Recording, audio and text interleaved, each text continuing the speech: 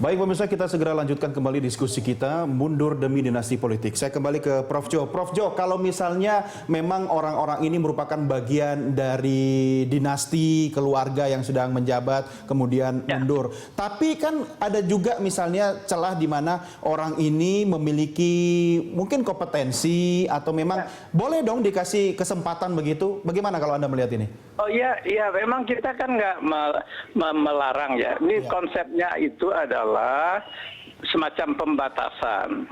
Nah, karena ada politik pengaruh dari petahana yang ada kerabatnya, yang sangat kuat itu. Nah, kita membatasi 1 periode saja. Jadi kalau dia memang hebat, punya kemampuan, punya kompetensi, dia running nanti di periode di mana keluarganya tidak lagi menjadi petahana. Di situ dibuktikan. Nah, jadi artinya kita kan kalau misalnya kejam kan nggak boleh terus sepanjang waktu. Betul. Ini kan tidak.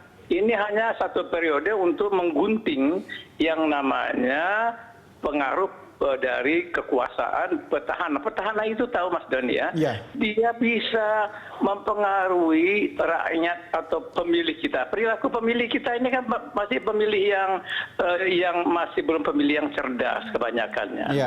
Itu dengan mudah bisa dipengaruhi. Belum lagi jaringan birokrasinya. Mata rantai birokrasi sampai ke lurah camat itu, guru-guru itu dengan model pemilihan langsung ini di bawah kendali pengaruh dari petahana.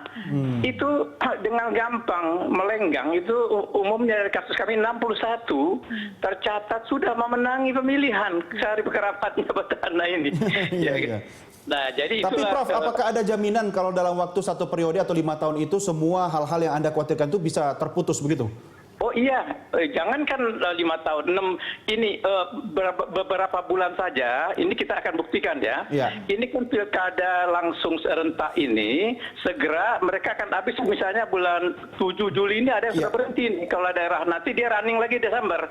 Itu 5 bulan off dari pemerintahan, itu dia takutnya bukan main itu. Karena dia tidak punya pengaruh lagi. Nah Mbak Titi, itu definisi petahana kalau saya untuk konteks Indonesia ini harus diperluas. Tidak hanya yang sedang menjabat, termasuk yang mengundurkan diri itu kita kategorikan petahana. Kemudian yang berhenti sementara karena dia akan ada pilkada serentak kan nanti sampai 2027 ini Mbak Titi. Nah, jadi itu termasuk kategori petahana dia. Berarti yang memang harus dirubah aturan mainnya ini, Prof, regulasinya. Nah, ya, memang kan kita harus bicara hukum, harus juga. Jadi kalau kita harus eksplisit dinyatakan di batang tubuh, di pasal, di penjelasan misalnya, atau di batang tubuhnya, itu dengan sangat jelas definisi petahananya harus ditambahkan menurut pandangan saya. Jadi tidak hanya sedang menjabat, plus yang mengundurkan diri, plus yang berhenti sementara karena dia akan maju untuk running, katakanlah begitu di pilkada-pilkada serentak. Begitu, Prof. Ini Prof, misalnya begini, ini ada pikiran nakal di kepala saya. Kalau misalnya saya jadi bupati di sebuah wilayah, kemudian saya rencanakan istri saya mau maju, tapi tidak sekarang karena aturan seperti Anda usulkan tadi membatasi 1 periode berikutnya baru boleh maju. Saya akan bikin deal-dealan dengan calon bupati yang merupakan bagian dari koalisi saya misalnya. Saya akan katakan, oke, kamu maju sekarang, tapi hanya untuk memberi jalan bagi istri saya 5 tahun berikutnya. Bisa terjadi begitu, Prof? Oh iya, politik ini dinamis Mas Doni, nggak sesimpel itu. Jadi nanti dia akan ngelawan Damam Belot itu kalau udah punya kekuasaan. Kalau sudah tahu enaknya jadi pejabat beda ya. Jadi itu nggak mungkin bisa bekerja teori itu kalau menurut saya. Oke, baik. Mbak Titi ada komentar, Mbak?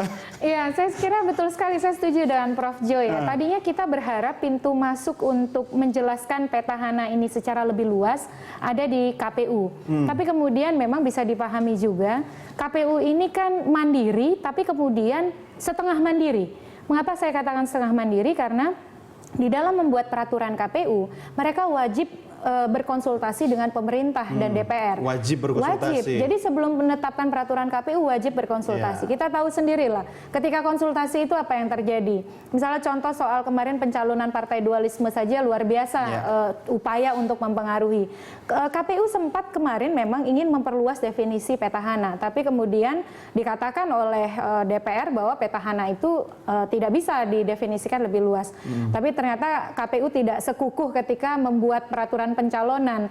Terbitlah surat edaran ini 302 tahun 2015. Saya kira apa yang disampaikan Profesor Jo perlu kita garis bawahi. Jadi mencalonkan si kerabat itu kalau petahananya mundur harus disertai dengan SK pemberhentian. Kalau tidak ada SK pemberhentian maka tidak bisa diloloskan. Itu di dalam surat edaran KPU. Karena sekarang kuncinya ada di pemerintah, Menteri Dalam Negeri dan Presiden. Ini sudah jelas-jelas kok mengakali hukum, mengelabui hukum. Kalau memang, saya kira tidak ada alasan rasional orang mundur 1 bulan atau 3 bulan bahkan setengah tahun sebelum jabatannya berakhir. Kenapa ya kok sampai tahun 2015 masih berlarut-larut? Dari tahun 2013 Mendagri Gamawan Fauzi sudah sempat mengangkat soal ini, jadi sudah pernah warning soal ini. Apakah peluang terjadi hal seperti ini memang tumbuh subur karena adanya kultur atau ada pengaruh, mungkin celah yang terlalu luas? Menurut Anda seperti apa? Ya, pertama memang hasrat terhadap kekuasaan itu luar biasa besar. Ditambah lagi kemudian di daerah itu kan bupati wali kota memiliki kewenangan sangat luas. Oh, raja. Betul, bisa dikatakan raja-raja daerah gitu ya. Lalu kemudian ketika misalnya kekuasaan itu dipegang 2 periode 10 tahun ingin melanggengkan gitu ya. Jadi raja-raja kecil. Nah, ini yang ingin kita batasi. Saya kira celah itu kemarin ketika dibuat undang-undang ini dalam dimensi bahwa semua orang akan malu kemudian kalau melanggar itu. Tapi kan kemudian bukan sekedar malu, mengakali dan mengelabui hukum dilakukan. Berarti bukan cuma nggak tahu malu ya, tapi cari celah begitu kan? Iya, dalam perspektif polisi Mbak Titi, maling selalu selangkah lebih maju. Artinya polisi harus berpikir seperti maling. Nah, birokrat kita, pemerintah harus berpikir seperti apa nih untuk mengakali agar tidak terjadi hal seperti itu? Ya, pertama memang seperti tadi Profesor Jo sampaikan, ini pelajaran betul kepada kita menjelang pemilu serentak 2019, pengaturan yang sama saya kira juga harus diadopsi ya di dalam posisi-posisi publik yang lain. Jangan sampai kemudian ketika di DPRD kita seperti melihat pohon keluarga. Jadi ada kakak, ada adik, ada bapak ibu di sana begitu ya. Betul. Jadi memang pengubahan aturan itu juga harus dilakukan. Dan yang kedua adalah saya kira ini soal tanggung jawab partai politik. Kalau partai politik betul-betul memegang tanggung jawab untuk membina kader-kader yang punya etika, ini tidak akan terjadi. Karena ini image buruk. Anda masuk ke ruang etika. Persoalannya kalau apakah ada dalam kamus para politisi kita itu kata etika tadi? Ya itu kan yang ingin kita dorong. Saya kira itu kerja yang harus kita lakukan, tidak boleh berhenti ya.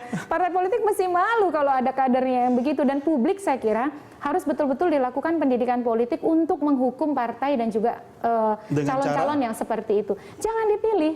Nah, media massa saya kira ini betul-betul perannya bagaimana meyakinkan masyarakat orang yang jelas-jelas tidak punya etika politik, mengelabui hukum, dan kemudian akal-akalan terhadap hukum, ya kita sudah tahu akan seperti apa ketika dia menjabat sebagai kepala daerah. Yakinlah bahwa pelayanan publik pasti bukan prioritas dia.